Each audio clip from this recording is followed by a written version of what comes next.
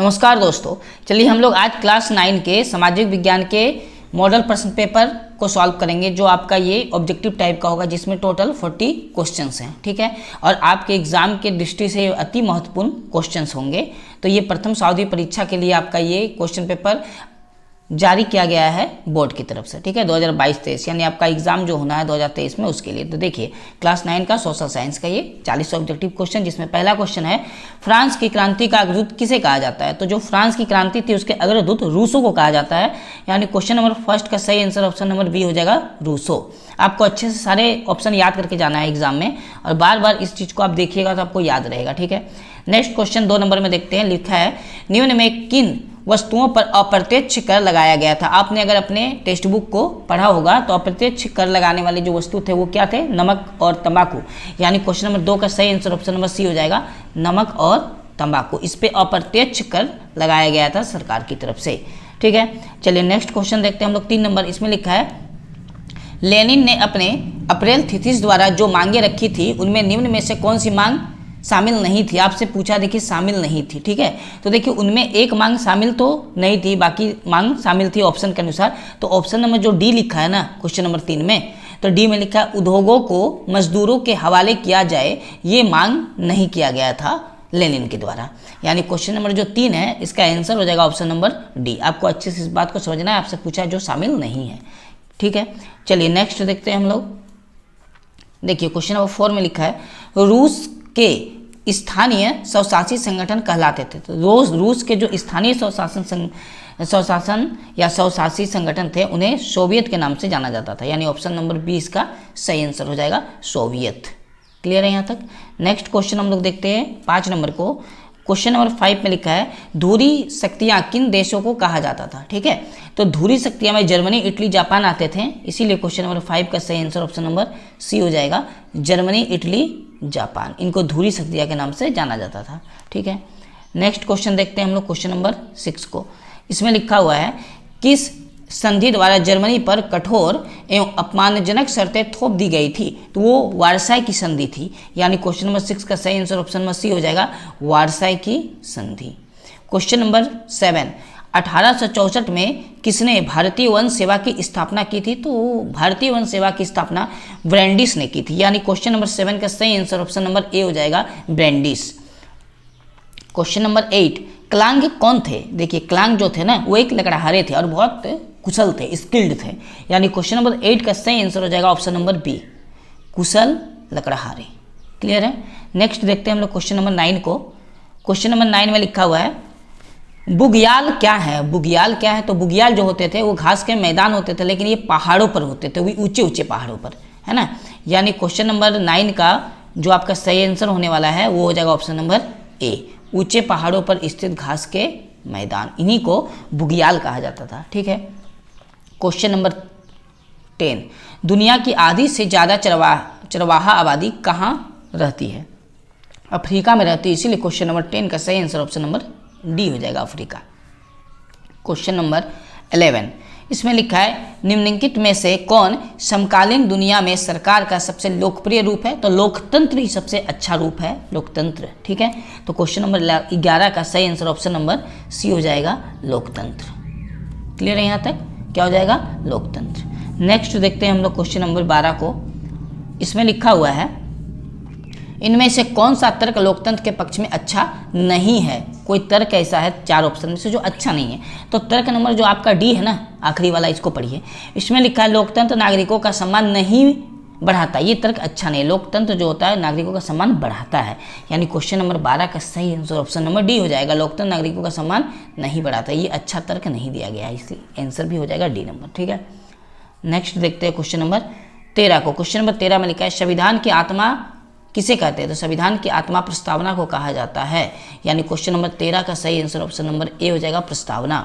Question number 14 दक्षिण Africa का लोकतांत्रिक संविधान बनाने में इनमें से कौन सा टकराव सबसे महत्वपूर्ण था। तो इसमें गोरे अल्पसंख्यक और अश्वेत बहुसंख्यकों का टकराव बहुत महत्वपूर्ण था। यानी क्वेश्चन नंबर 14 का सही आंसर ऑप्शन नंबर सी हो जाएगा। आप अच्छे से इसको याद करके जाइएगा, ठीक है। नेक्स्ट देखिए क्वेश्चन नंबर 15 में लिखा है झारखंड विधानसभा सीटों की संख्या कितनी है। तो झारखंड विधानसभा सीटों की संख्या 82 है। यानी क्वेश्चन नंबर 15 का सही आंसर ऑप्शन नंबर सी हो जाएगा 82, ठीक है। नेक्स्ट देखते हैं हम लोग क्वेश्चन नंबर 16 को। क्वेश्चन नंबर 16 में लिखा है राष्ट्रीय मतदाता दिवस कब मनाया जाता है। तो 25 जनवरी को राष्ट्रीय मतदाता दिवस मनाया जाता है। यानी क्वेश्चन नंबर 16 का सही आंसर ऑप्शन नंबर डी हो जाएगा 25 जनवरी। क्वेश्चन नंबर 17 वर्तमान में भारत के राष्ट्रपति कौन है। तो वर्तमान में भारत के राष्ट्रपति द्रौपदी मुर्मू जी हैं। यानी क्वेश्चन नंबर 17 का सही आंसर हो जाएगा option number B Draupadi Murmu.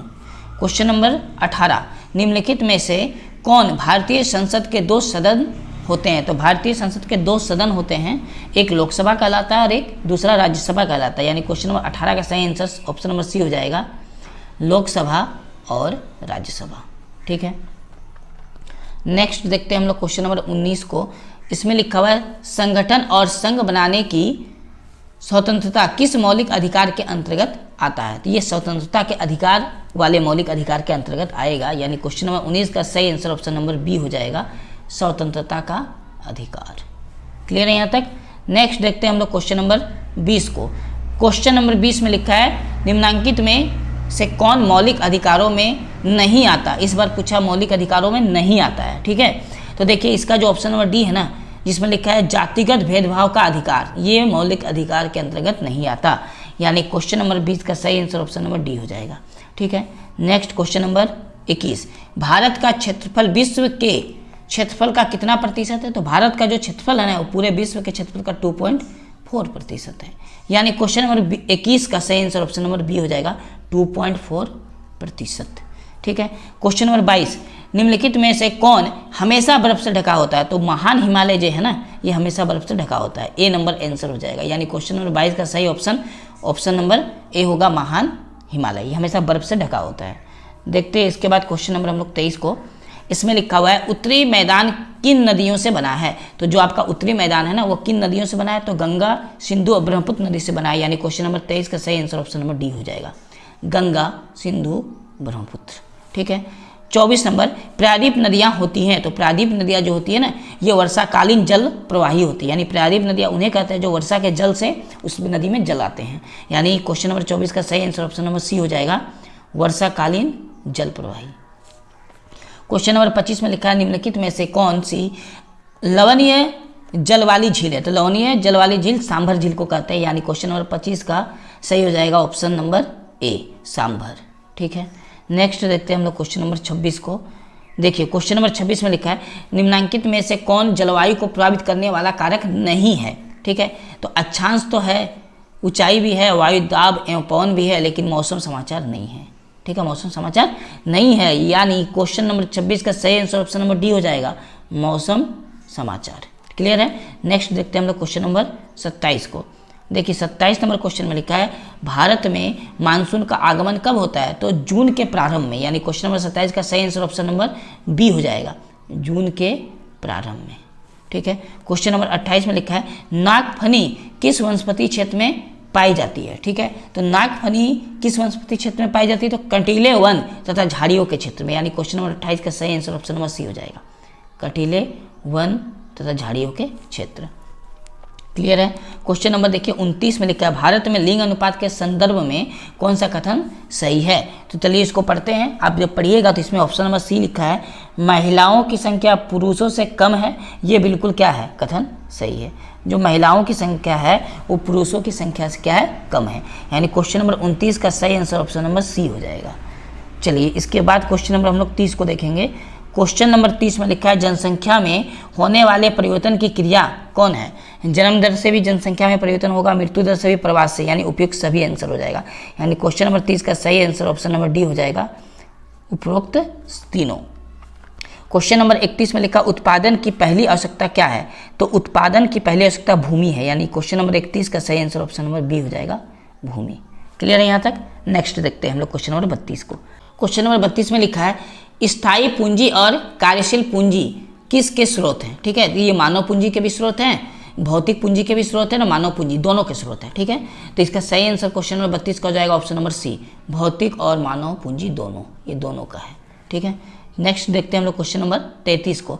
Palampur में गैर कृषि क्रियाएं क्या है? परिवहन है, दुकानदारी है, लघु विनिर्माण, ये सभी हैं गैर कृषि क्रियाएं, यानी क्वेश्चन नंबर 33 का सही आंसर ऑप्शन नंबर डी हो जाएगा, उपरोक्त सभी। क्लियर है? देखिए क्वेश्चन नंबर 34, किस प्रकार की जनसंख्या अर्थव्यवस्था की परिसंपत्ति है? ठीक है, तो इसका एक ऑप्शन और नीचे है, इसको भी देखते हैं। चलिए, तो इसमें हो जाएगा आपका सही आंसर साक्षर एवं स्वस्थ जनसंख्या, ये एक अर्थव्यवस्था की क्या है? परिसंपत्ति, यानी क्वेश्चन नंबर 34 का सही आंसर ऑप्शन नंबर ए हो जाएगा।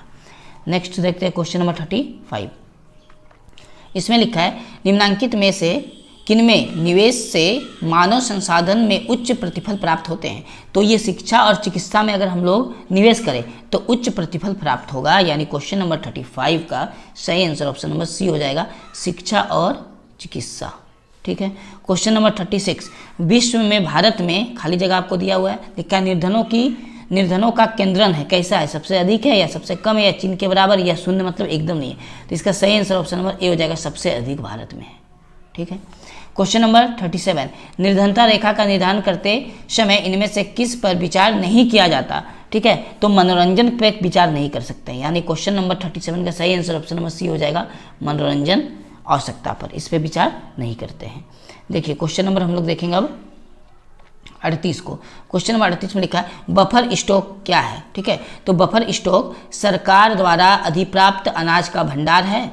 ठीक है, तो यही हम लोग का सही आंसर हो जाएगा, सरकार द्वारा अधिप्राप्त अनाज का भंडार को ही क्या कहते हैं? बफर स्टॉक कहते हैं, यानी क्वेश्चन नंबर 38 का सही आंसर ऑप्शन नंबर ए होगा।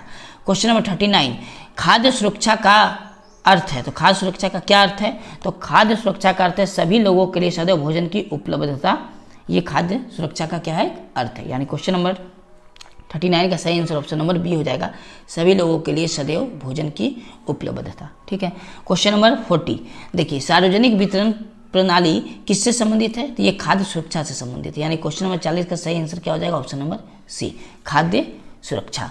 क्लियर है यहाँ तक? चलिए, तो इस प्रकार हम लोग का जो model paper set social science का था जिसमें 40 ऑब्जेक्टिव था, ये पूरा कंप्लीट हो चुका है। इसके बाद हम लोग कोई एक नया सेट को देखेंगे। ठीक है, तो आपने अगर मेरे चैनल को अभी तक सब्सक्राइब नहीं किया तो पहले चैनल को सब्सक्राइब कर लीजिए, बेल आइकन को प्रेस करिए ताकि वीडियो सबसे पहले आप तक पहुँच पाए, और अच्छा लगता है तो आप वीडियो को लाइक करिएगा। ठीक है, चलिए मिलते हैं नेक्स्ट वीडियो में। जय हिंद।